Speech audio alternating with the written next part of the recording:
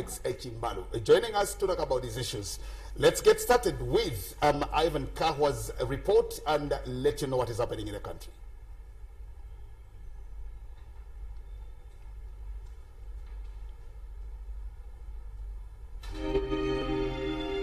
The second wave of COVID-19 has ushered the country into the second phase of lockdown with a few exceptions.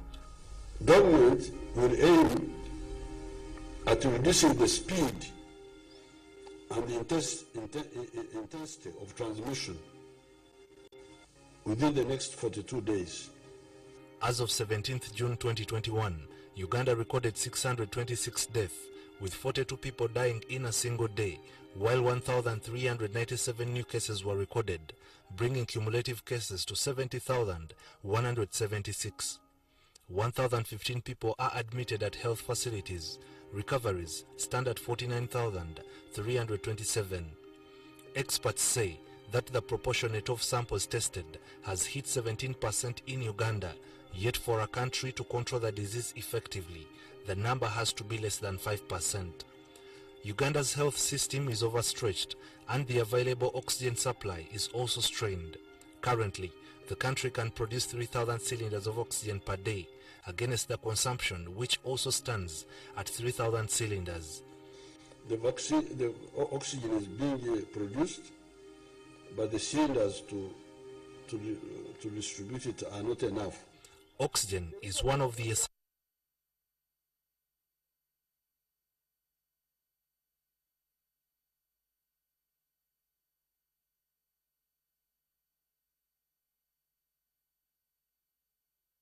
the ability for a patient to breathe.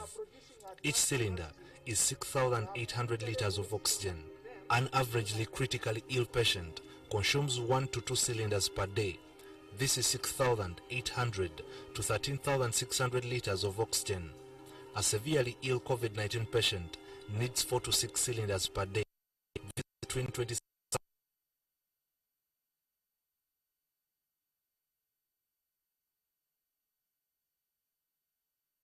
liters per minute.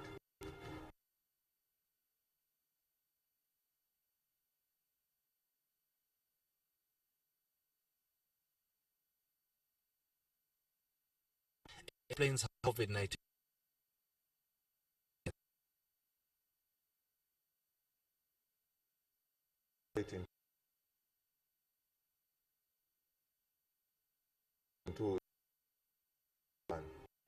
in addition to that, the lungs also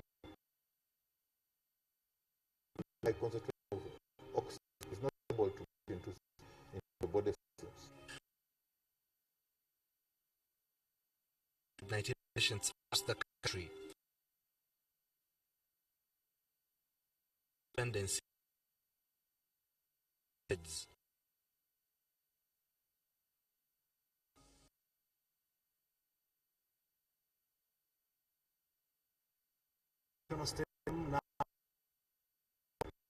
COVID-19 receive medical attention.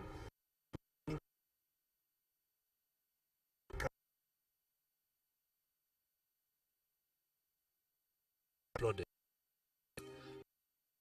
As seen gathered while others cooked food.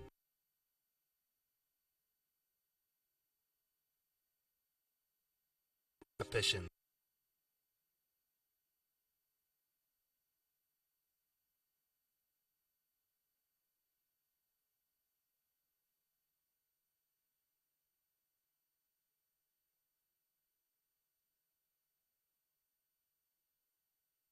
The country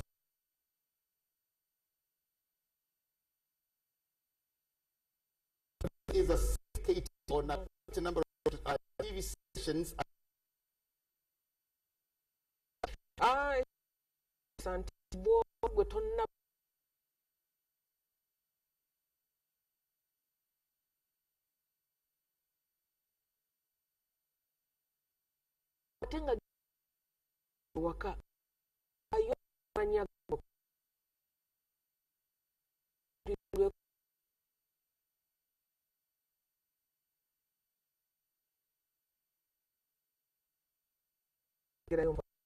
Which now man for World Health Organization, Mr. Alex Chimbaya, to talk to us. Vaccine.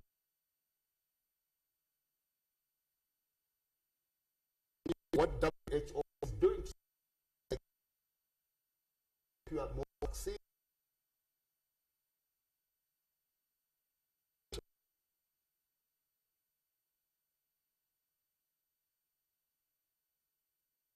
The COVAX facility is responsible for sourcing and distributing the vaccine coming to Africa.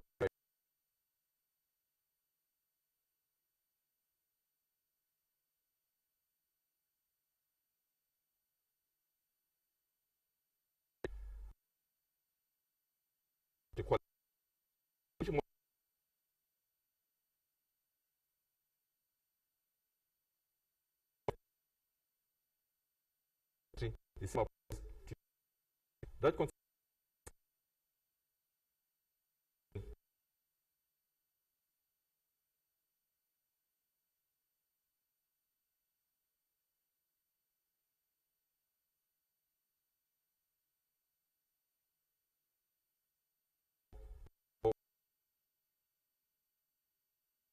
meeting was held in the UK. They've actually agreed to distribute vaccines to those countries in need. So our role as WHO is to influence that distribution and make sure that Uganda also gains on that particular scenario. We are also advocating for more manufacturing of vaccines to those manufacturers and taking care of Africa to make sure that Africa gets the necessary vaccines. Okay. Grace?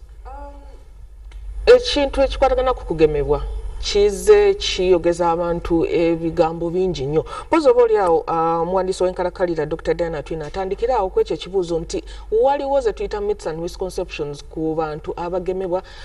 Kigambibwa nti abantu bangi ate abafudde olw'okuba nti bagemeddwa ate ne bakyekuusiza ku ddagala lino oluusi erituleeteddwa okugema. Ekyokugemebwa of course tumanyi nti buli ddagala lyonna lye tufuna mu mibiri gyaffe n'eddagala lya bulijjo lino lye tukozesa nga Panadol libeerako ne side effect. So vaccines nazo waliwo side effects, naye bw'otunuulira omugaso gw'okugemebwa n'omugaso gw'obutagemebwa, omugaso gw'okugemebwa gusingira ddala omugaso gw'obutagemebwa. So si kituufu nti abafudde bafudde lwa vaccine. Kakati njagala nkutegeeza nti bw'ofuna vaccine, okusinziira vaccine ze tulina wano mu ggwanga tulina ekika kimu kye tuyita AstraZeneca, tuwa doozi 2, doozi emu bw'ogifuna wayitawo ebbanga lya weeks 8 okutuuka ku 12 ofuna doozi ey'okubiri. Kati bw'ofuna doozi eyo omubiri gutandika okuba aware nti mulimu akantu akeefaananyiza n'akawuka ka COVID, omubiri ne gutandika okukola abasirikale. Naye omubiri ogwo gukola abasirikale okumala akadde tete si lunaku lumu. Kakati bw'ofuna obulwadde wakati awo ng'omubiri tegunnaba kwetegeka, obanga naawe atannaba kukola ki kufuna obukuumi obumala ng'abalala, kubanga ekituyamba ku vaccine, bwe tufuna vaccine eno, vaccine tetugaana kufuna bulwadde. Ekyo njagala tukitegeere. Vaccine ekuyamba omubiri okwerwanako ne gukola abasirikale ne beetegeka. Kati kali akawuka bwe kajja mu mubiri ne kasanga omubiri nga gwetegese, kasobola okulwanyisa, omubiri gusobola okulwanyisa akawuka ako n'otafuna biri ebizibu eby'amaanyi, amawuggwe go gonna okusaanawo n'ofa. So okugemebwa kuyamba, naye bw'ofuna obulwadde wakati wano ng'omubiri tegunnaba kwetegeka, osobola nawe okulwala ng'abalala, kubanga kiba kitegeeza nti omubiri tegunnaba kukola ki kwetegeka. So sigamba nti omubiri, vaccine yekuleetedde okufa, nedda. Kiba kitegeeza nti obudde obwo ofunye obuwuka ne bujja mu mubiri gwo ate ne busanga omubiri tegunnaba kwetegeka wadde wafuna vaccine. So ekyo nandyagadde ne kati actually tugezaako abasantisi baffe n'abasawo abajjanjaba COVID bagezaako okwekenneenya abantu abalwadde obuwuka buno obwa COVID, obulwadde buno obwa COVID ne bajja mu ddwaliro nga baagemebwa, baagala kulaba budde ki emabega okuva lwe baafuna vaccine ate ne bwe baafunira ki obulwadde, tusobole okukidocumenti nga tujje tukomewo wano era tubabuulire.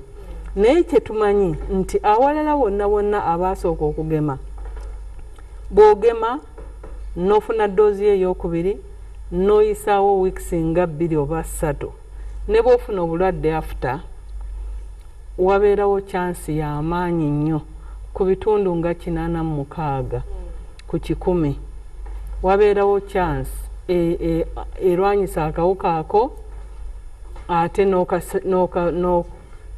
n'okawangula nga tofunye bulwadde bw'amaanyi. Naye waliwo a small percentage, bantu batono nnyo ngambye ku 86 ku 100, naye bali 14 ku buli 100 basobola okufuna doozi eyo ne bafuna ne doozi ey'okubiri naye ne bafuna ki obulwadde. Kiba kitegeeza nti omubiri gwabwe tegusobodde kuzuukuka mangu okukola abasirikale, so osobola okufuna era obulwadde ne bukuyisa bubi.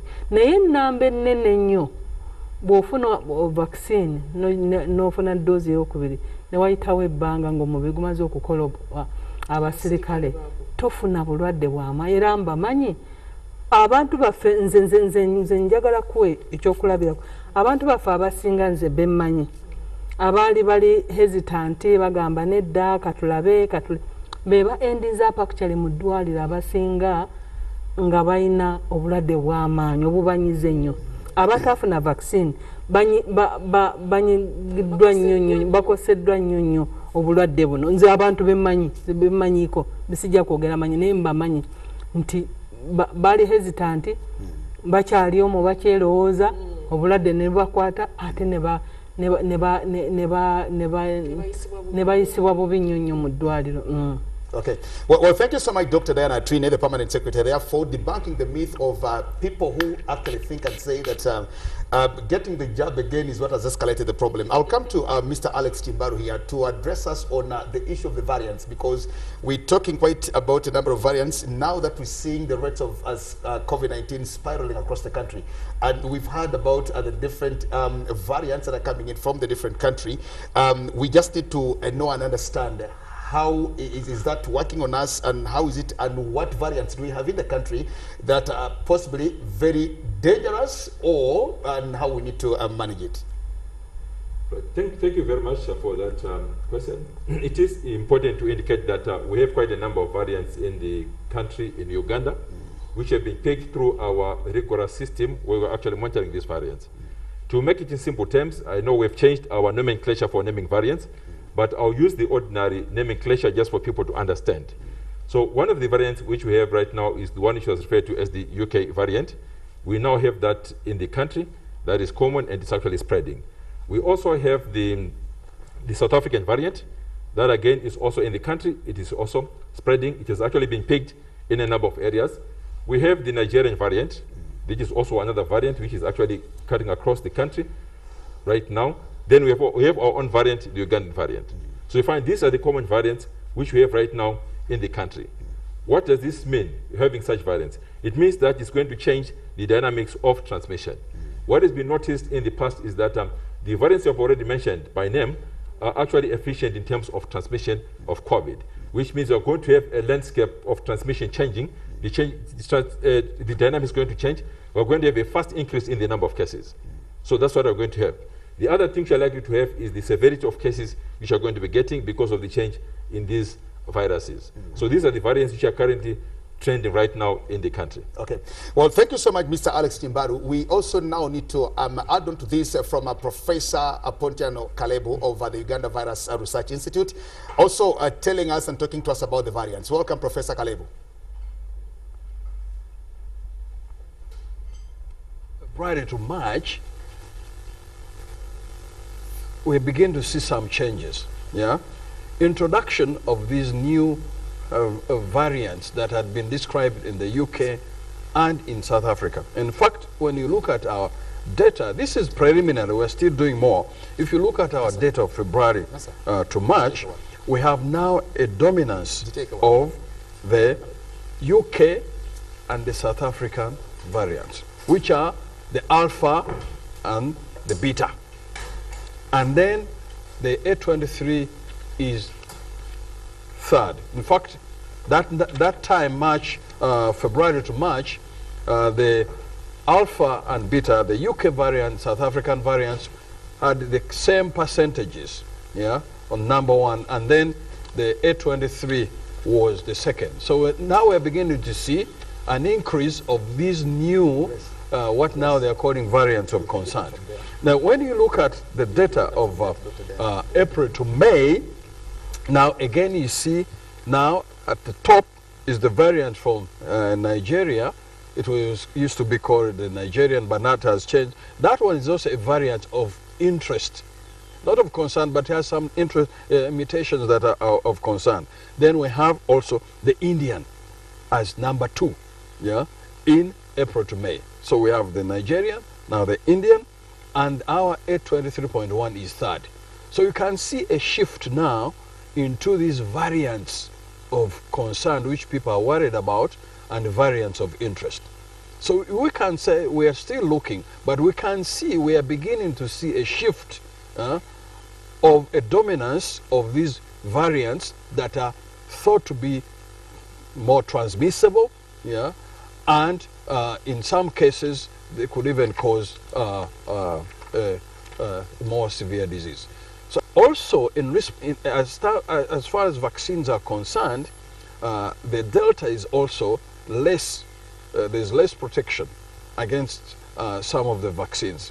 But the good thing is that still the vaccines are good against severe disease, yeah, severe disease, and I think that's the most worrying. We're going to continue seeing, but elsewhere what they have seen, a lot of the breakthrough infections among people who have been vaccinated, most of the breakthrough infections, the Delta now is being, they point at the Delta. We are also going to watch it. We are going to do studies among, the best way you have to look among those who are vaccinated and unvaccinated and you see what is happening. And we are starting those studies. So I think the Delta is the most worrying one, the one from India. For now, against severe disease, the AstraZeneca is okay, yeah. But we need to study more. But against severe disease and people going to hospital, even here we are seeing it, that those who have had their 2 doses, yeah, you have less, they can get infected, but you have less of them going to hospitals, being hospitalized, yeah. But you can't get infected, yeah. In fact, the preliminary work we have done, it's still not in big numbers, but we are seeing the effect of vaccination. In some of our groups, we see those who didn't receive the vaccine, we have more in hospitals and severe disease. Those who got one disease, less, and one dose, less. Those who got 2 doses, you can see a protection against severe disease and go into hospitals. So this, it is still small numbers we have looked at, but this also, if you add it to what others are reporting, I think AstraZeneca is still good in preventing severe disease and hospitalization. However, it is less effective in terms of prevention against the Delta virus and against the South African virus.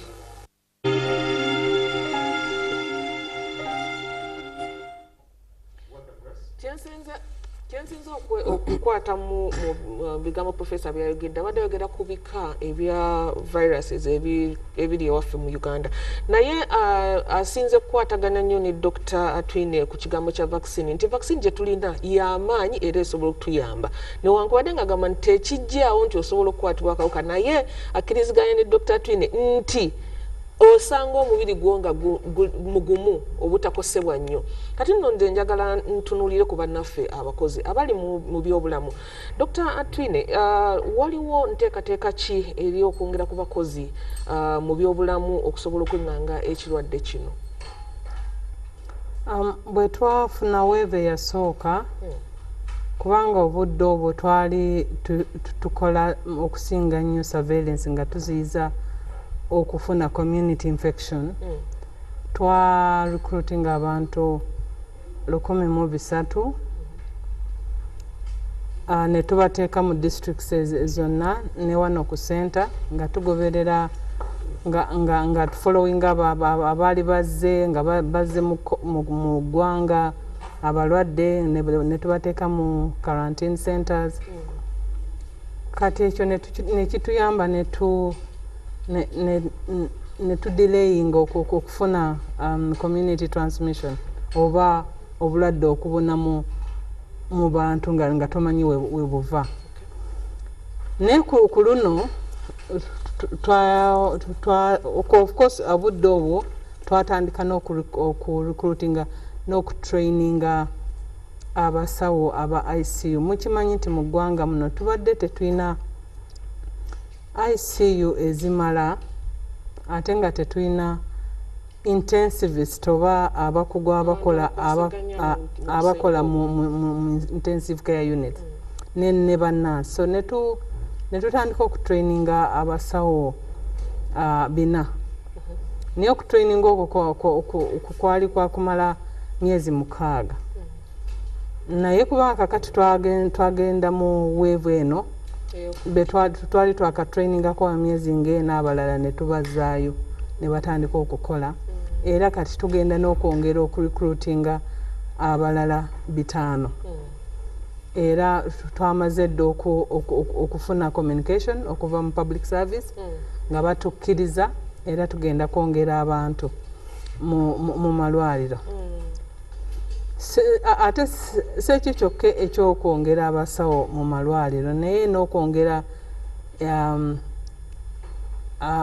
okufunctionalizinga ICUs kubanga mukijjukira nti bwe twafuna weeva eri eyasooka twafuna sente through supplementary ne tugula ebyuma bya ICU nejjukira nti twabigula mu bwangu ddala nga twagala tuinstalling naye bwe tugenda okugenda mu malwaliro gaffe nga infrastructure zaffe eziri ku ground tezimala bulungi osanga room ng'eno nga tosobola kuteekamu bitanda 10 n'oteekamu ebitanda 6 ebina nga tolina kubiteeka ate bw'ogenda okusaba sente ate ozimba ekizimbe ekirala ate budde ne bugenda ate oluusi tozifunye sente so nekikola ki nekirwa naye kati twogera na finance balina okutuwa esente twongere ku space especially mu malwaliro aga country so ate se ekyo kyokka n'okwongera space ey'ebitanda ebirala kubanga si buli omu yenna nti agenda mu ICU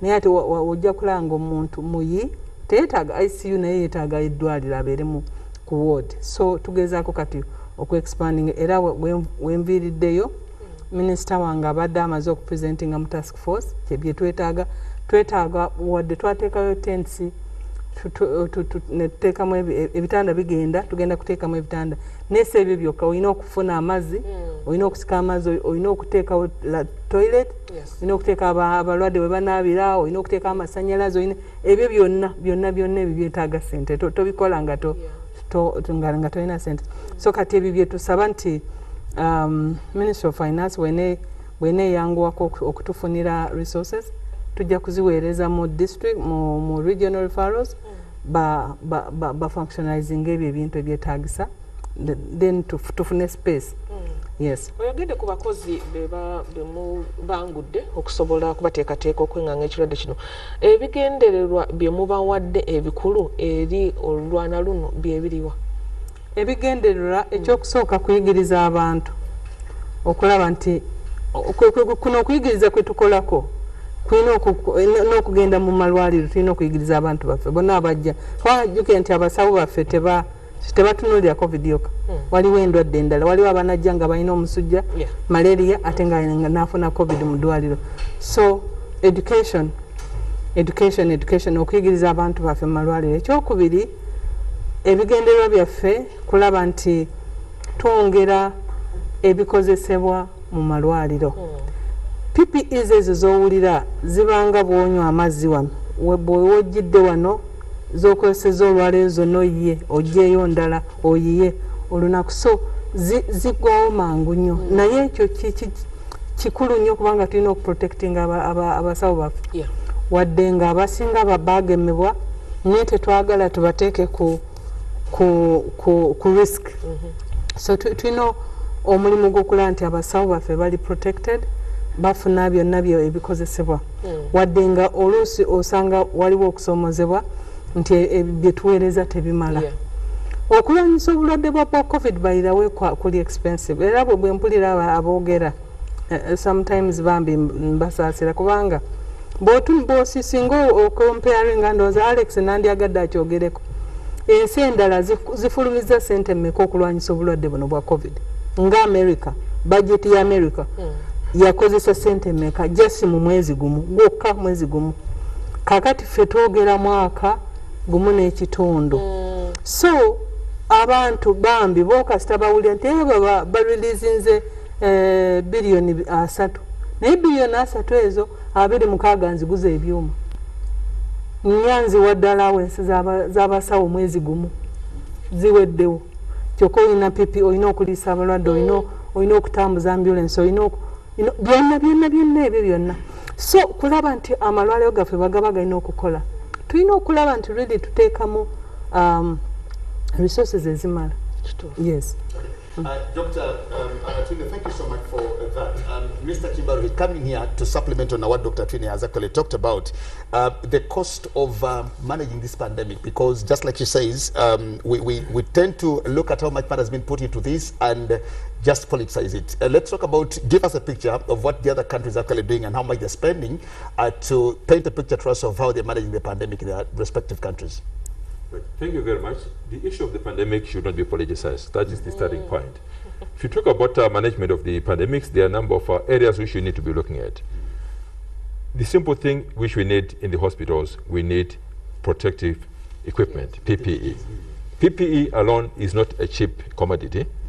These are being controlled from the global area, and there's actually a lot of competition for us to be getting the PPEs. So if we talk on an average basis, we are going to be talking about a PPE for one person. We're not talking about less than $50.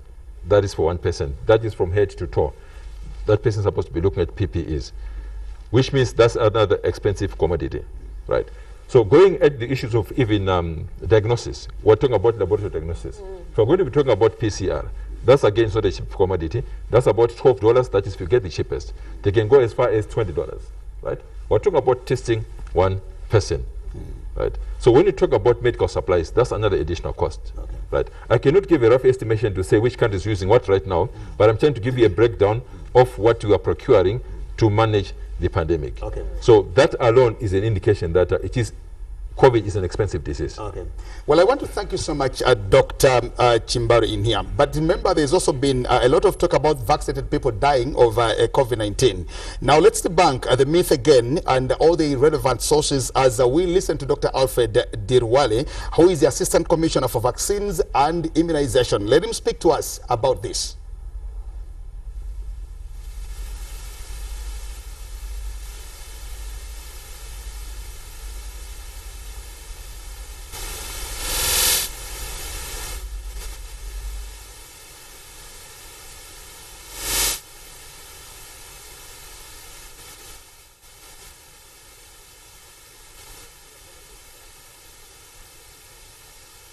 And we have done this much.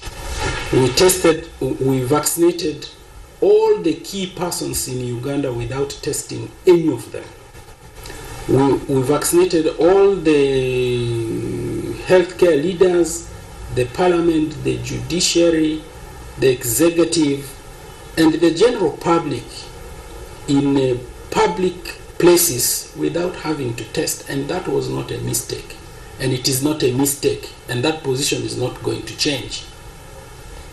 So, but where is this misinformation coming from? This misinformation is coming from hepatitis vaccination. There are people who are asking, if you test people before you vaccinate them for hepatitis, why are you not testing them for COVID-19? Now let me explain. hepatitis B is a chronic disease. It's a chronic infection. There are people, when they are infected with hepatitis B, if they survive the acute phase of infection around the time they infected, if they survive, there are those who cure completely, so there is no problem with that group.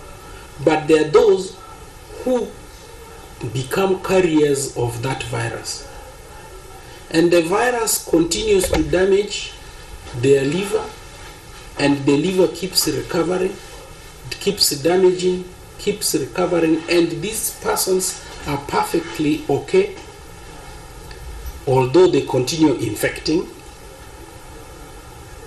And 25 to 30 years later, you find the virus now starts having its effects of damaging the liver, and the body cannot no longer cope.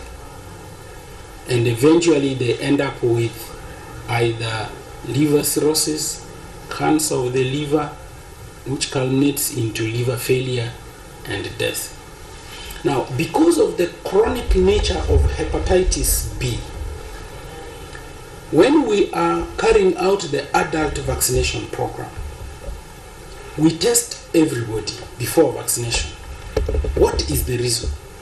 The reason is we do not want to vaccinate someone who is having the virus. Even if we vaccinated you when you're having the virus, there will be no problem. But the reason why we want to test first is to look for those who are without symptoms of this chronic disease. Those who are found positive will be identified and put into care so that you start treatment for this group without this chronic disease progressing to liver cirrhosis and cancer of the liver.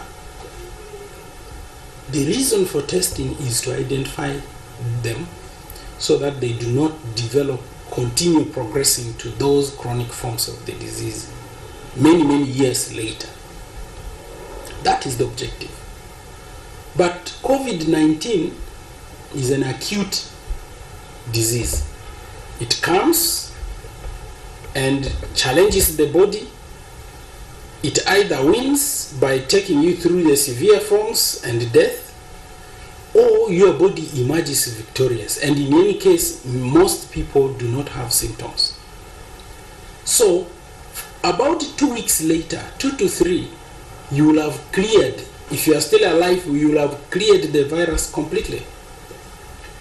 So therefore, there is no need to test you, because even if you are positive, your body has the capacity to fight that disease if it doesn't go in that direction.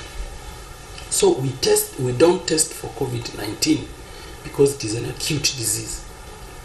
Secondly, the vaccine which we are using is not going to increase the infection because it is a different product other than the virus, COVID virus itself. So whether you give it or not, it does not change what the infection was going to do, because the virus in your body is going to be multiplying. It will be damaging your liver, and your body is already fighting it using its natural means. When this vaccine comes, this vaccine is called a non-replicating vaccine. The vaccine does not multiply, it does not create disease of its own, except for the side effects which we know. So when you give it to someone who is infected, the actions of these two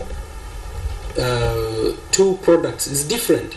The infection and the virus, their methods of action are different. So one does not add to the other.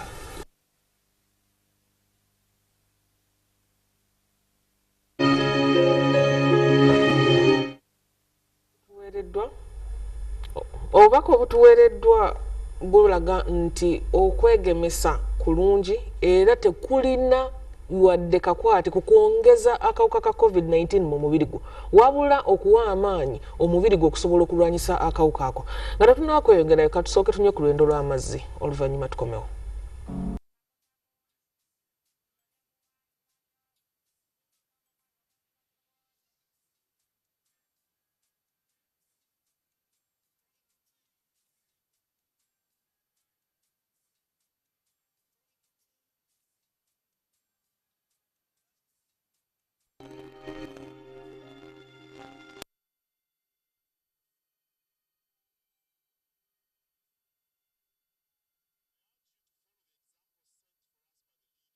The COVID-19 vaccine is not harmful to our health.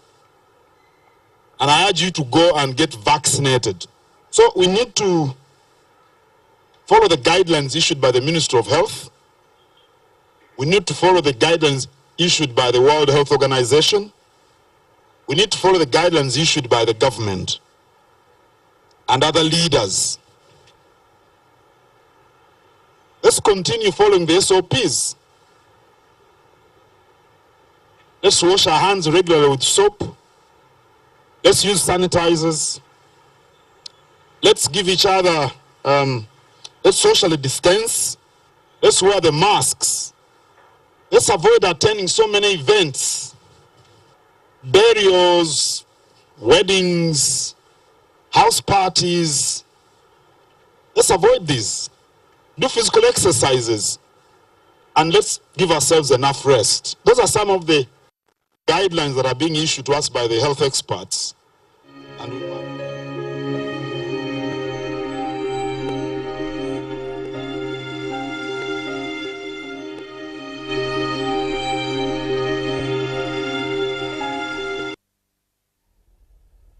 well, thank you very much. Now, the debate has moved from just imagining whether COVID is truly true or not, but here is where we are now. Now, having heard from the leaders therein, I now want Dr. Alex Chimbaru here to draw his attention to the safety and the efficacy of the AstraZeneca vaccines, which is also a very big issue that we are debating now, especially the AstraZeneca that comes from India.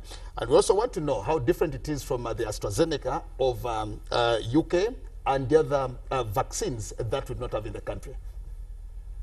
The AstraZeneca of India is still a safe vaccine.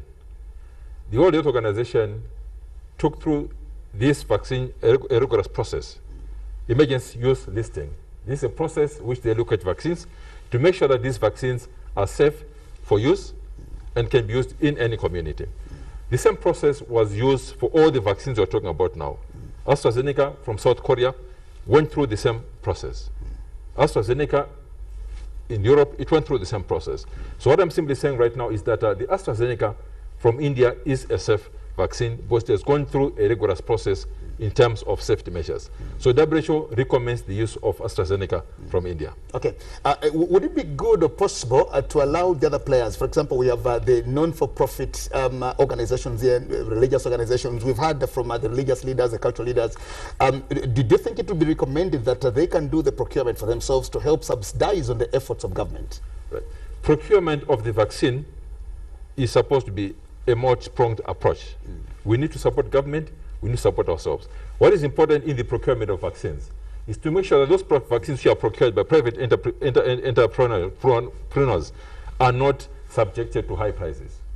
The government vaccine right now is not being sold. It's being given free to the population.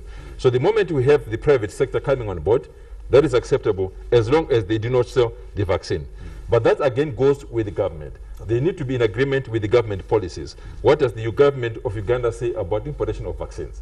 So that is the bottom line. So they need to get that agreement first with the government of Uganda, then they can talk of importation. Okay. Well, thank you so much, Dr. Chimbaru. Now, we talk about vaccines here, and because of that, remember that even after being vaccinated, it's very important that we still continue observing the SOPs as another method that we've lived with, and that will also help us. Now, before we get into all the other issues, let's also see this report on how we can continue observing the standard operating procedures that have been put in place for us to manage the pandemic. ng'ekirwadde kirumi mu mawugwe oba COVID-19 kifuuse ekiri atabaala era nga kati kikyawanika abantu bangi amatanga. Kyewuunyisa nti bangi bakyalagajjadde era beesuuliddeyo ogwa nnaggamba ku kulungamizibwa okwateekebwawo ab'ebyobulamu okuli okwambala masiki, okunaaba engalo n'okwewa amabanga. Okwongera okuteeka mu nkola bino byonna, omukulembeze w'eggwanga yatuuka n'okuwera ebikujjuko, okuggala amasomero n'okuteekawo kafiyu ng'aluubirira okumalawo ekizibu kya COVID.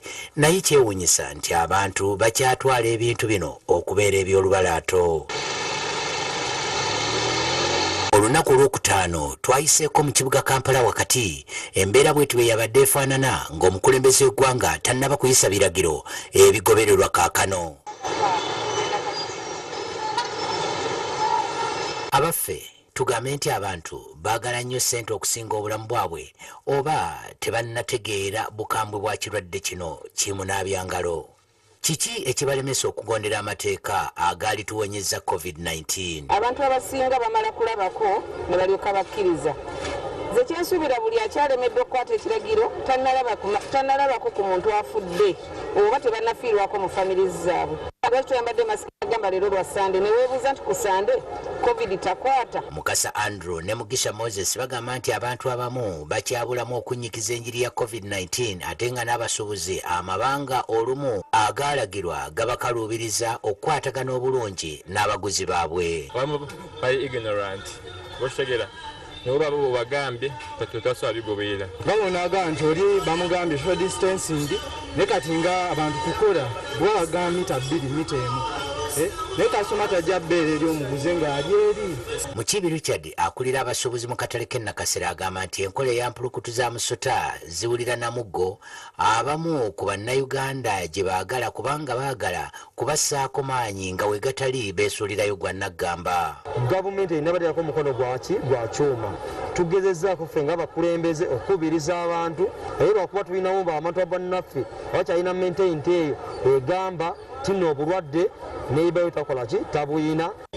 Oba nti oyite Abannayuganda nti mu kusooka twali tukiyita olubalaato nga tulowooza nti oba nti bintu byakuzannya era n'essaawa eno mukyalimu abo nanti ffe Abaganda tulugera nti akakyamamamiro kagolola kamenyi kabumenyesi.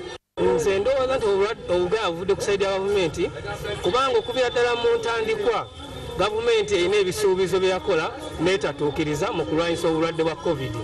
Okugeza omukulembeze w'eggwanga yatusuubiza nti agenda kufuba okulaba nga bakendeeza ku bbeeyi y'amazzi n'amasannyalaze.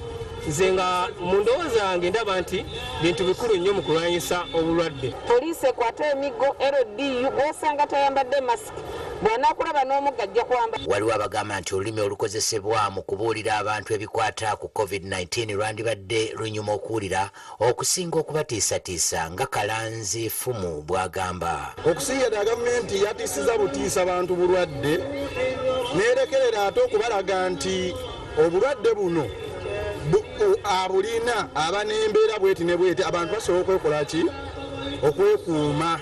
So senga poliisi yateekawo embeera y'ossomesa ne bagamba nti omulwadde omulabira ku kino. Ensonga ya bbeeyi y'amazzi agakozesebwa mu kunaaba engalo nayo ebadde ku mwanjo nnyo ku bintu bannayuganda bye baagala gavumenti ekoleko. Gavumenti etuyambe kale nga olaba ebizimbe bino bwe basobola okugula naye waliwo abantu abali wansi. Efube okulaba nga amaanyi egateeka nnyo mu kulwanyisa n'okuteeka ebikozesebwa mu malwaliro. Twagala etteeka liteekere mu nkola omuntu asangibwa ng'ali mu bantu nga tayambadde masiki atanzibwe. Bwe kituuse ku kugema ekirwadde kino okugenda mu maaso mu ggwanga waliwo abasaba enteekateeka eyongerwemu amaanyi kubanga kimu ku bisobola okutaasa obulamu bw'abantu. Embeera y'okuba nga nti buli munnayuganda abeera immunized towards coronavirus yentegeka tusaba gavumenti ekole enteekateeka ennungi. Ebirowoozo awamu n'amagezi mu kulwanyisa ekirwadde kya COVID-19 n'obuvunaanyizibwa bwa ssekinoomu bye byokka ebijja okutuusa bannayuganda okukituula ku nfeete. Omukama Katonda wa Isirayiri atenderezebwe kubanga alambudde eggwanga lye. Zeno ndowooza gyagenda abantu lwaki abamu bakyaluyita olubalaato nti tebannaba kulabako ng'omu bw'annyonnyodde engeri lwaki Uganda yali nsaale mu kulwanyisa akawuka ka mukenenya ebifaananyi ebyatulagibwanga ku mpewo ng'obirabako naye mu COVID-19 abantu tebannaba kutuukako mulago mu grade B kulaba kikiriyo ng'omuntu alwanira omukka ng'alaba gugenda n'atuuka n'okuyambibwako oba oliawo oxygen ate gwe bamuteekako obuteesi. Era nno kyekigenda okuntwala ku kibuuzo kyange Dr. Diana Atwine n'emboozi gye twatandise nayo yawadde yogera ku oxygen n'ebbula lya oxygen. Nteekateeka ki eriwo okwongera ku bungi bwa oxygen era mugenda kukola mutya okulaba nti tetuddamu okufuna bbula lya oxygen? Enteekateeka eriwo kwongera bintu bibiri mu malwaliro gaffe. Esooka kufuna cylinders ezimala kubanga kyetusanze abantu bwe batandika okulwala ne batandika okwetaaga cylinders ate abamu nga bagenda mu maka gaabwe cylinders ezimu ziri hoarded mu maka. So kati nga last wave twagula cylinders 4 ne tuziteeka mu malwaliro gaffe naye kati bwe twagenza okukola census ne tusanga nga teziwera na 2.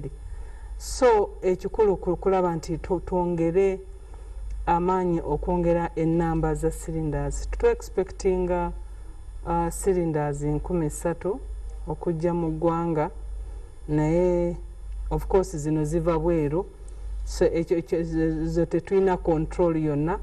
Tujja kulinda shipa wazireetera maybe mu Gw'omunaana.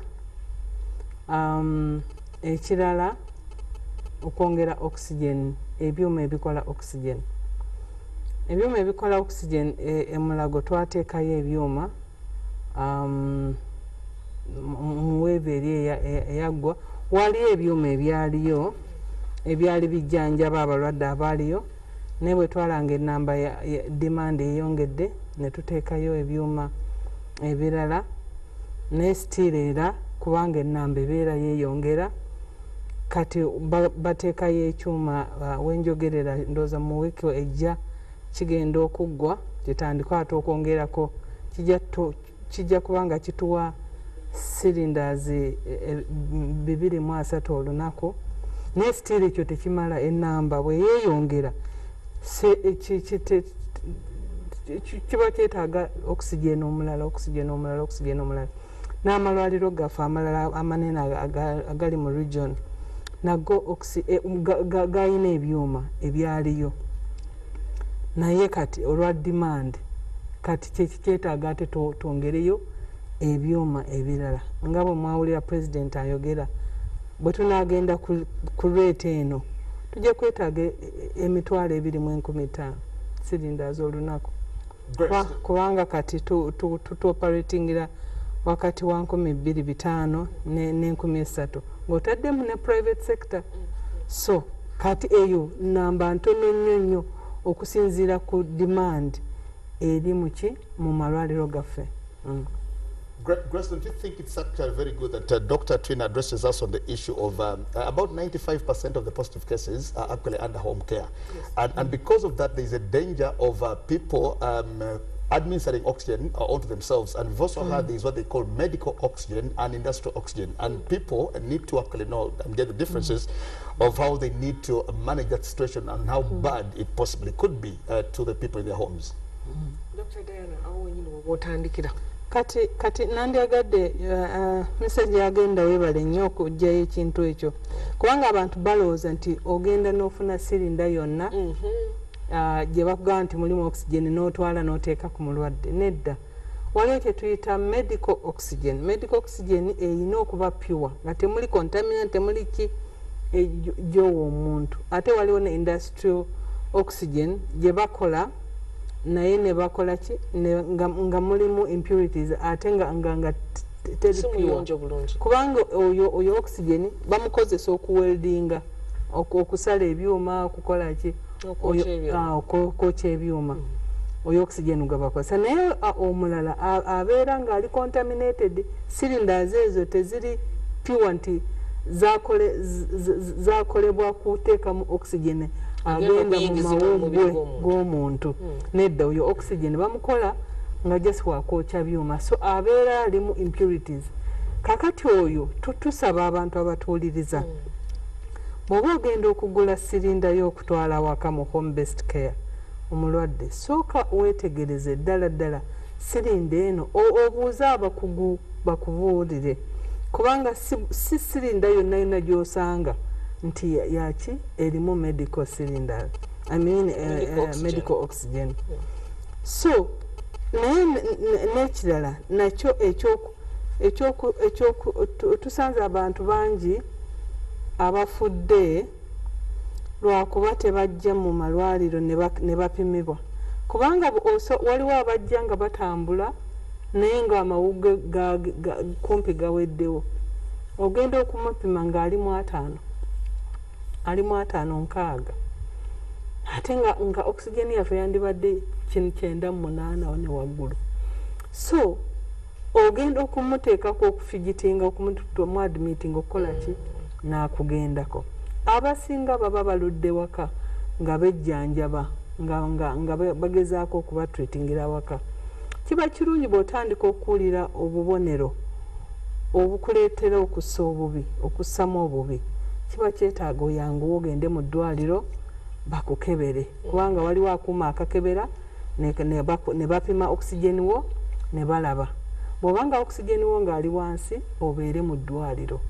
naye kati abasinga balowooza nti ne bwe mba nga nzisa bubi kasita oli aleeta sirinda nenjiteeka ku mumwa nensa ekyo kimala nedda tekimala kyetaaga omuntu akebere ddala asataininga ekyokusooka purity ya oxygen yo kyokubiri oxygenation yo omubiri guyimiridde gutya ate bw'aba akutaddeko oxygen yenkanawa kubanga asumulula kigero kyo kubanga ku oxygen cylinder okwo waliwo woopima okusinziira demand gye weetaaga mu mubiri so self medication home based care nungi kubanga eyambako especially abatalina symptoms amaanyi osigala waka naye bw'obeera olina symptoms z'amawuggwe sa bulungi sooka bamale okukukebera agenda mu ddwaliro bakebere oxygen level yo bw'oba osobola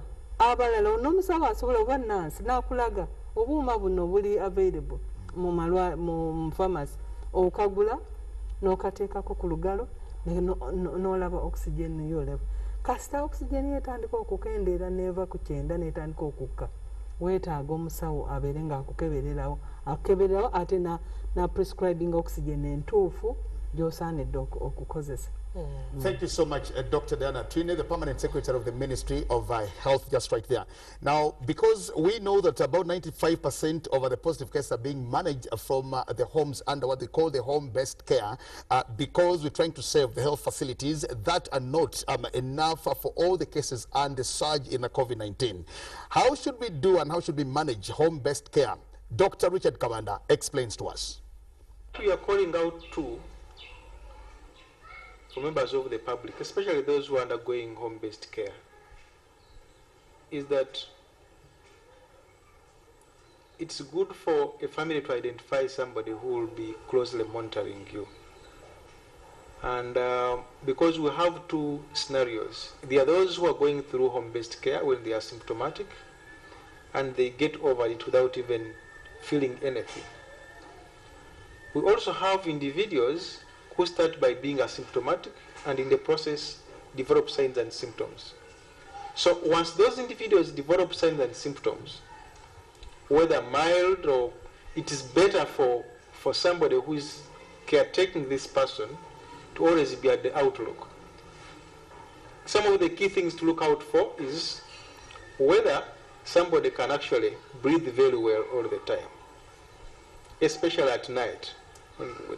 So you should be able to ask and engage from time to time whether the person you're taking care of is actually able to breathe very well.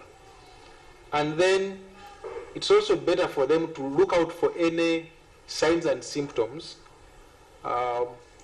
because many people present differently.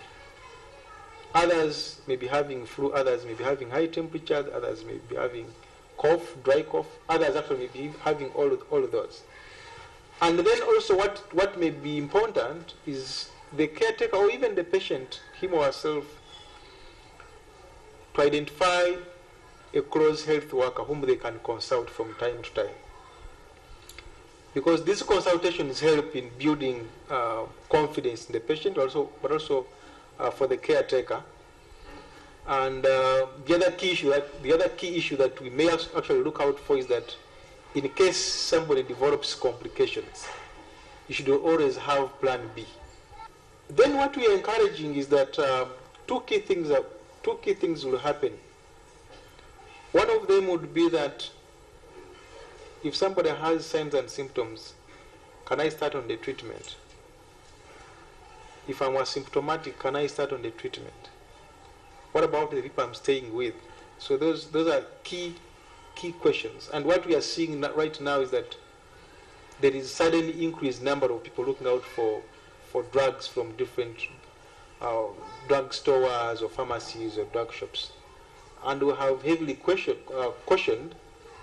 our colleagues who are into private practice that the ideal practice is that before you dispense drugs, someone should present with a prescription from a doctor or any other registered healthcare professional.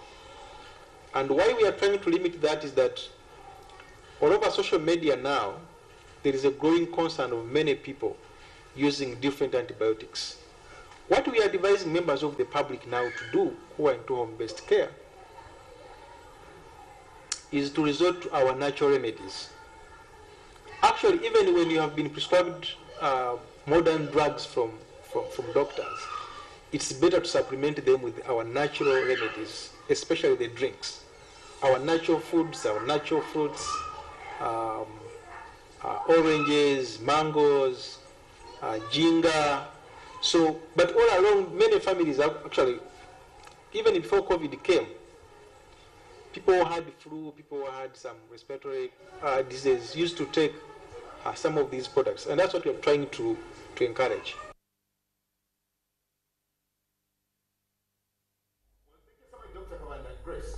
Dr. Kabanda ayogedde ku kulya ebibala bulungi nnyo okuteekateeka emibiri gyaffe naye ntunulira nti yebadde embeera gye tubaddemu luli nga tetunnaba kufuna bulwadde kubeera mu mibiri gyaffe naye kati we tutuuse obulwadde buli muffe kati abamu tulaga obubonero n'okulegerera nti kati omuntu alwadde ne bamuteeka mu ddwaliro kaakati nno ekikulu ekisinga obukulu gy'emiwendo era wano wetugendera ku bannaffe bali ab'ebitongole ebya ssekinnoomu so kubanga balina omugaso gwe bagatta ku by'okujjanjaba bannayuganda naye Dr. Diana Atwine emiwendo mu malwaliro ago aga ssekinnoomu bagikaalamudde munnange mugenda kuyamba mutya ku munnayuganda okulaba nti ffenna tufuna obwenkanya mu kufuna obujjanjabi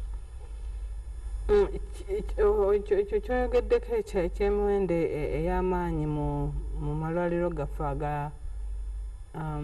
aga private kituufu gali waggulu sente ziri waggulu nnyo omanyi mu endala oluusi awali resources okwata sente n'owa private nekendeeza kati nemukolagana gavumenti ne private sector nemukkaanya nebakendeeza ku mwendo nebasubsidizing kyetukola mu bulwadde obulala gana amalwaliro gano gonna agasinga getuyita private not for profit government egawa sente kati bwegawa sente kati nebakendeeza kuki ku miwendo bwe baba bakyajinga eddagala nebakendeezaako bwe bakyajinga services nebakendeezaako kubanga sente government ebawa ku sente tukyekezo buli mwaka tubawa sente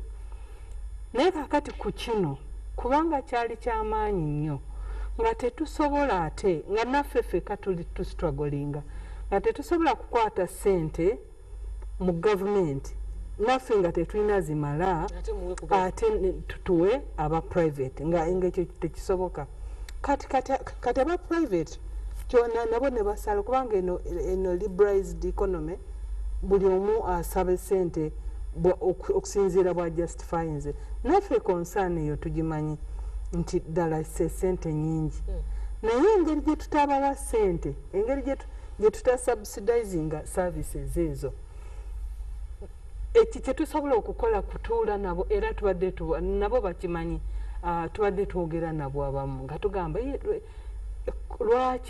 lwaki services zino zonna za ssente nyingi nabo ne bagezaako okutubuulira ne batuwa justification lwaki emiwendo egyo giri waggulu naye tukyayogera nabo kubanga kino ekintu ffe tetulina tteeka mu ggwanga erigamba nti gwe ojja kusaba omulwadde ssente bwe ziti gwe ojja kusaba services zo ojja kuzikyajinga bwe ziti ojja kukoma ku ssente zino tetulina etteeka era tetulina busobozi oba tetuli covered by the law okugenda okubagamba nti musale emiwendo oba mukolewe muti kubanga nabo explanation gye batuwa bagamba nti munnange abasawo baffe bano nabo tulina okubawa ssente nabo bali ku risk tulina okwegulira PPEs mwe mufuna ababayamba oluusi naye ffe tetulina ki basubsidizinga services zaffe singa musobola otusubsidizinga services zaffe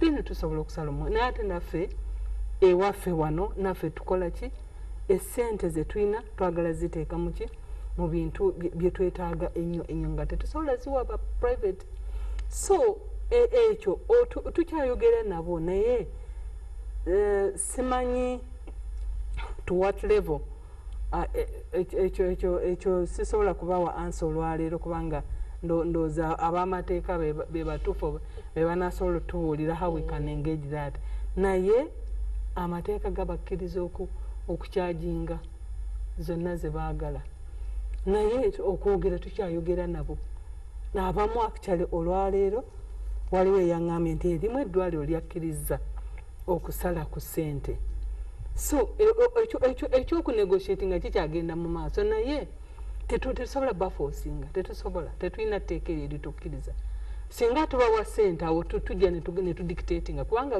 ne services ziri endala zebawa tuba dictatinga netugamba nedda muyitiriza wano tubawa ssente tubawa eddagala tubawa ebyokukozesa tubawa fridge okutereka vaccine tubawa ki temusaanidde kukola ki kukyajinga essente ezo zonna so naye kati tetulina bye tubawadde tusabe busabi bakkakkane ku lwabo. It is a time for us to either act or perish, but we need to put our hands together to ensure that we fight this the surge in COVID-19 to see how we manage the pandemic, which is a reality amongst ourselves. Now, coming to Dr. Alex Chimbaru, the incident manager of the World Health Organization, let him address us on the strategies that the World Health Organization is recommending to, number one, expedite the slowing of the current positive rate and what we need to do to avoid the third phase, which also seems to be very eminent like it's been in other countries. Thank you very much. Let me start by appreciating the government of Uganda. Okay. They've already put into place mechanisms to respond to the epidemic, to the pandemic. They have a coordination mechanism which is running at the various levels, that is central level up to the lower level. This on its own is very critical for us to win any response. They've also put measures in identifying the cases, investigating, confirming the cases, isolating them, and giving them treatment. That is all in place in Uganda. What I would like to say is that it is not possible for us to run away from the third wave. What is possible is that we might reduce the impact of the third wave. It's a possibility, it's coming on our way. It cannot we can't be avoided if the communities do not come on board. The key in reducing the third pandemic is the community. When I mean community, I mean you, myself, Dr. Diana here said it. We are the community. If we do not change our behavior, it means that the third wave will be coming. But what do we need for us to reduce that? Okay. We need to suppress transmission. One of the ways of suppressing transmission is implementing evidence-based public health measures. The government is already doing that. Okay. We are talking about issues of infection prevention and control. We look at this by the government, their part in the areas where the treatment is taking place, and again in the community. Early detection, early isolation, early management of cases is one area we can actually suppress transmission of COVID-19. This can only be achieved, again, like what I said, bring communities on board. We need to reduce exposure. Government will be promoting risk-reducing behaviors and practices to the communities. Risk-reduce measures are very critical when the information goes to the people. But what is important now is for the people to uptake those risk-reduced measures being promoted by government. Hence the reason why I'm saying government cannot do it alone. What does this include? Avoiding crowds, maintaining physical distance from others, proper hand hygiene, use of masks, covering the nose and the mouth completely. These are risk-reduced behaviors we should expect to see in the community. The government is already promoting that. Okay. The other strategy they need to look at is countering misinformation. Countering misinformation will help us to build resilience in our system. But the challenge we have right now is social media is sending out more of negative information, which is not accurate. So government needs to put in place a mechanism which will counter such information to make sure that what is coming in the social media is actually countered on a timely basis and this is communicated to the communities. Protecting the vulnerable. That's another strategy which is very critical. Already there is a vaccination program which is ongoing, which is a good thing, but this also depends on our communities. How ready are they to take the vaccination program? That's protecting the vulnerable groups according to government. Then we also need to look at those vulnerable groups. We're talking about these people 6 years and above. We're talking about diabetes. We're talking about those with hypertension. Those are vulnerable groups which we need to protect, and mechanisms are there to be put in place. We look at the reduction of mortality and morbidity. Dr. Diana was talking about the issues of case management in the hospital, oxygen.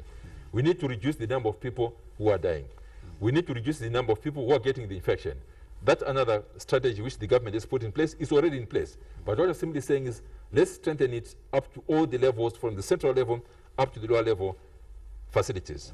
So that will help us to move forward. Then, of course, accelerate equitable access to new COVID-19 tools in terms of diagnostics. Yes, we are doing laboratory at central level. I know regional level hospital, they're also doing that. It will be good, again, to go down to the lower level. Already, the government has got RDTs. That's a strategy which will help us to quickly detect cases at lower level. So these strategies will actually help us to move forward.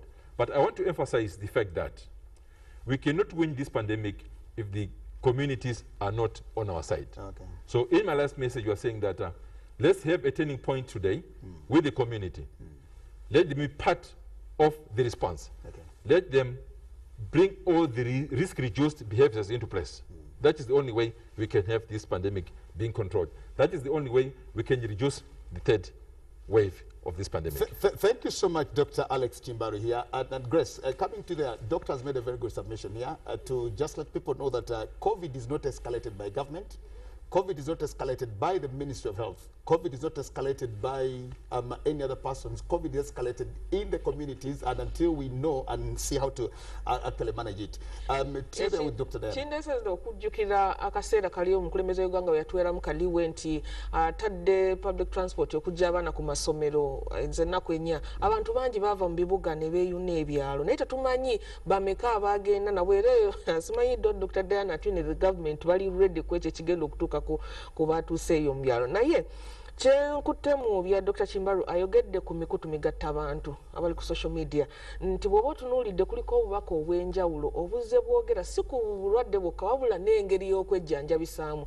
Ekyo nno kye kireetedde bannayuganda abamu okugamba nti kenalabe ku WhatsApp kaŋŋende mu kiriniki oba ku famasi nze neegulira eddagala nejjanjabe nga tebasoose kola ki kuba nga beekebeza. Wano nno munnange wentuukidde n'ekibuuzo ekigamba nti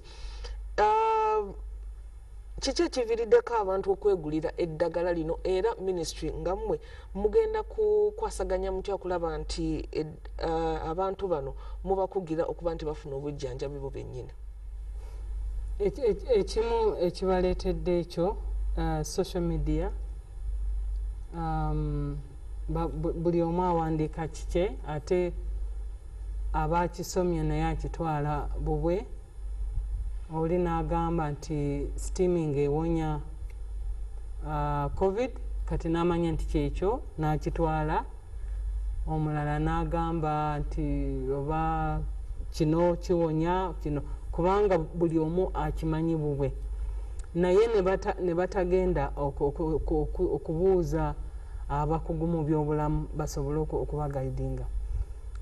So ekyo kikulu nnyo njagala tukiteekeko essira kubanga ensi ezisobodde okulwanyisa obuwuka buno obulwadde buno nezikontaininga media yonna kebe print kebe social media bagezezzaako okulaba nti batambuza ekintu bonna nga Alex bwagambye nti okutandikira ku central okugenda wansi mu community. Kati community eyo okugenda okukitegeera ekyokusooka abafuzi baffe structure zaffe zirina okuba nga zibayigiriza balina okubayigiriza ate ekirungi tulina structure yaffe yonna eri elaborate paka ku village health team bwe twasobola okueliminatinga endwadde endala kati kyokyovola nti tugezaako okukendeeza ne malaria kubanga ne village health team zaffe basobola okutambula ne bamanya bano alwadde malaria avudde wano.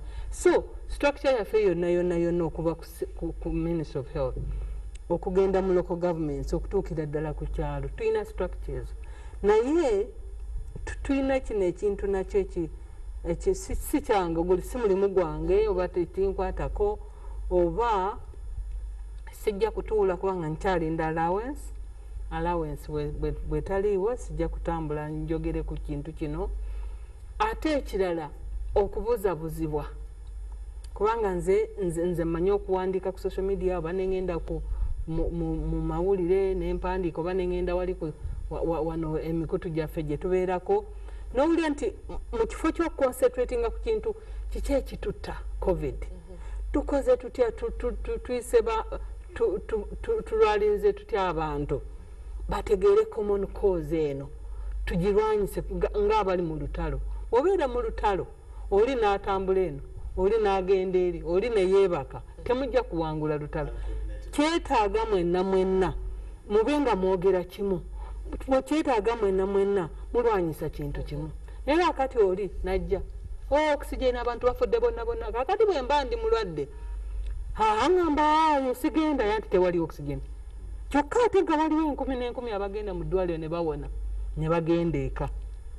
Naye akati n'owulira munagamba abantu bonna bafudde okisigeni ebintu byonna bibinyenyenyenye abayo kakati nze bwe mba nga ndi mulwadde ntiira ddala eddwaliro sigendayo kubanga manyi eyo abantu bafiirayo sigendayo.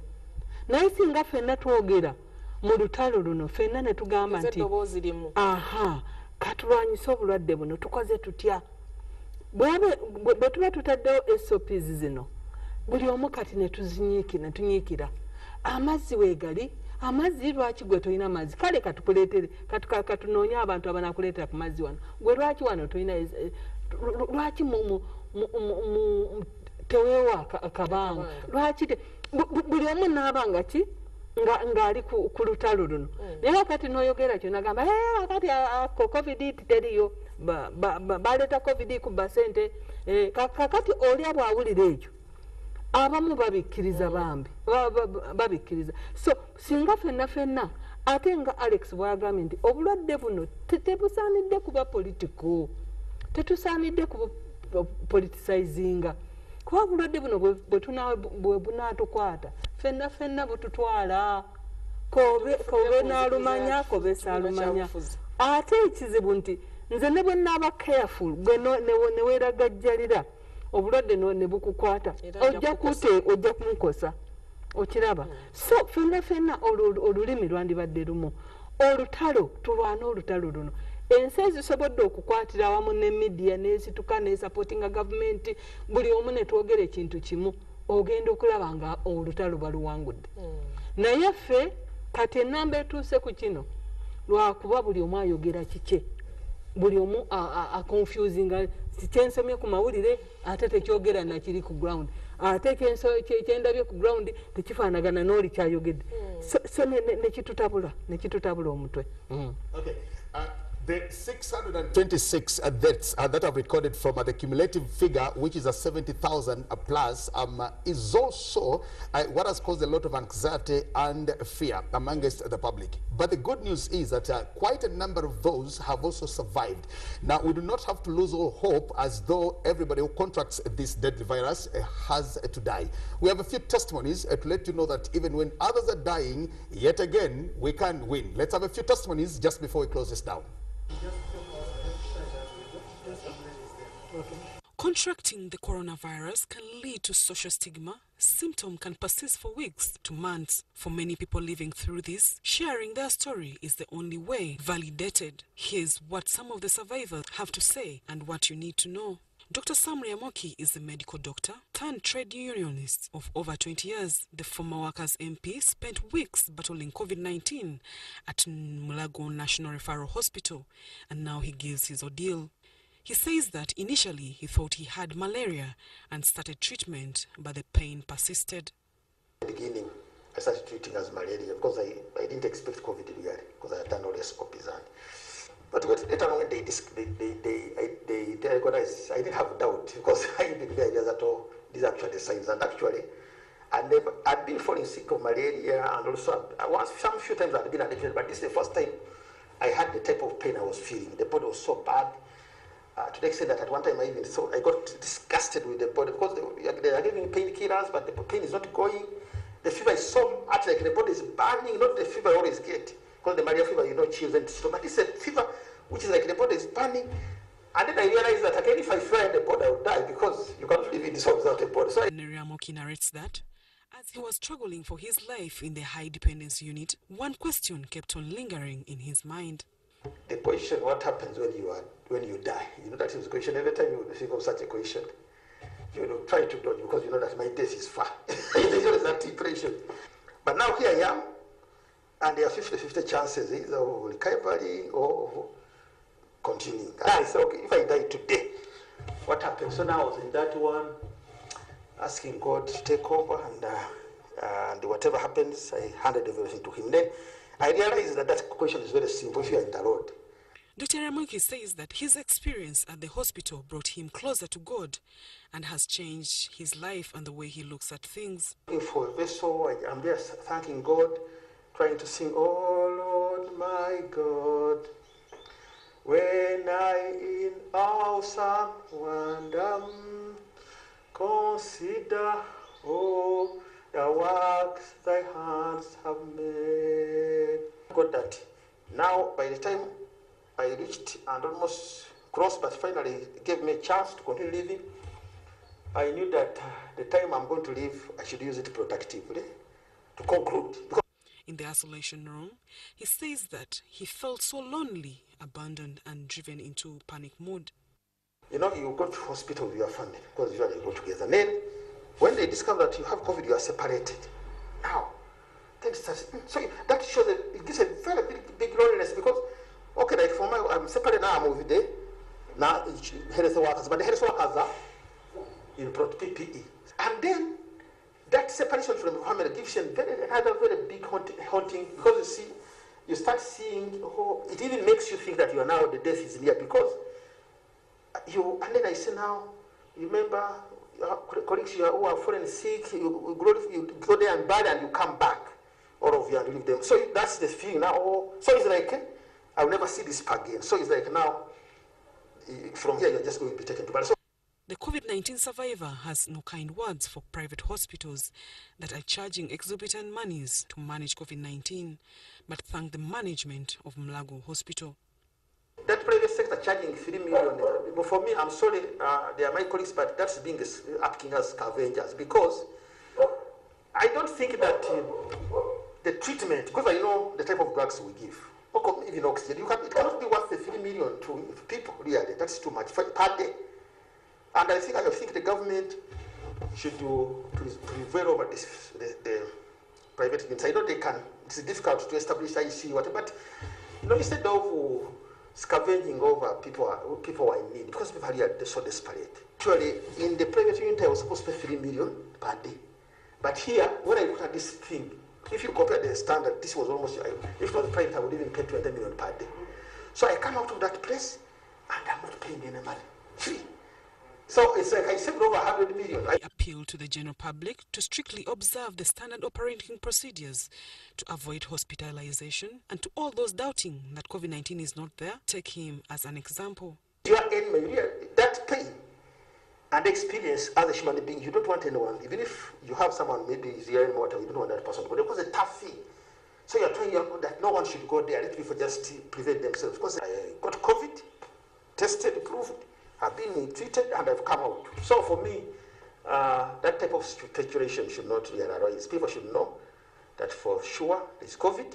COVID-19 can affect the lungs and the body's immune system, and can lead to stroke and psychosis. By this broadcast, let people know that COVID should not be feared, but we should take our stand as children of your children and believe in your healing. Zahara Abigawa, UBC. Kyenjagala omanye nti abantu bwe baba bajjanjaba bawona bulungi obulwadde wa COVID-19 era bagwanidde okudda gye tuli ne tubaaniriza so si ate kubasosola. Dr. Diana Atwine, mu bigambo byo ebisembayo nga tuggalawo olukuŋŋaana luno. Ekyokusooka njagala kwebaza media esobodde okutuleeta wamu ffenna okwogera ku nsonga ya COVID, kubanga ensonga ya COVID etukwatako ffenna. Ekyokubiri, njagala kwebaza omukulu w'eggwanga eyasobodde okujja n'atuwa guidance. Kati wenjogerera tuli mu kuteesa engeri gye tunaalaba nti buli omu yenna takosebwa mu muggalo guno, era olukiiko lugenda eyo mu maaso. Manyi nti tujja kusobola okukola kye tusobola okukola, naye tetusobola kikola ffekka. Twagala buli omu yenna asobola okutuyamba, buli omu yenna asobola okutukwatirako. Osobola obutaba na ssente oba osobola obutabaako technical know-how, naye ekigambo kyo okuwabula b'osanze nga bakola ebintu ebinaabateeka mu mbeera ey'okukwatibwa obulwadde kikulu nnyo. Nti ffenna bwe twogera olulimi lumu, obulwadde buno tugenda buziyiza. Ate vaccine kati eriwo, twagala kuwa aba second dose abaafuna last tusobole okubawa ne second dose. Naye gavumenti egezaako nnyo okulaba nti tuleete eddagala eddala nti buli omu yenna yeetaaga okugemebwa agemebwe. Naye bwe tuba tetusobodde, mumanye nti tugezaako, tetwerabidde, tetwebase, tukola, naye embeera nga bwe muziraba si Uganda yokka, naye ensi zonna kino kyatujjirira ffenna. So twetaaga ffenna tukwate wamu, kubanga agali awamu gegaluma ennyama. Mwebale nnyo, mwebale ddala. Thank you, Dr. Twini. And then finally from you, Dr. Alex, in just less than a minute, your final message, because we can't say we've said it all and we cannot say it all. Finally. Thank you very much. I would like to repeat what I've already said, just as a way of emphasis. In order for us to win COVID-19 pandemic, we need to bring all the facets together, starting from the community. Remember, this is a behavior-related disease. Changing our behavior as a community, as a people, is going to help us to see the transmission of COVID going downwards. What I also need to emphasize is that let's take advantage of this period where we are not moving around and practice all the positive behaviors, not to be looking at the negative situation. Let's take these 42 days in a positive way, embrace it, practice all the public social behaviors. Okay. Thank you very much. Grace, I think it's been a very engaging discussion here to talk to the experts about what the problem seems to be like. We're winding up. Could you please just thank all the partners that we've been here with, especially the other media stations? Nzeno njagala okwebaza timu zonna ze tukoze nabo okuva ku UBC, ku Star TV, ku NTV, ku Urban TV, ku TV West, Bukede TV1, BBS ne Baba TV. Ndisinga tegawadde maanyi gano osanga oboolyawo emboozi eno teyandituuse gye gwanidde kutuuka. Nze Grace Baiga ku Bukede TV1. Thank you so much, my very good sister Grace Baiga from Bukede TV1, and of course thanking very much the World Health Organization and the Ministry of Health. We just want to let you know that we've not said it all, but yet again we need to act and choose not to perish. We thank you so much. The Christian in me says, I know that Jesus is Lord. For this country, Uganda, that we say is a country for God. My name is Jagenda Semakola Ziksoka, wishing you all the best and say, stay safe, for we might be the remnants to again stand and say, Lord, we thank you for this is how far you've brought us. Blessings and good evening.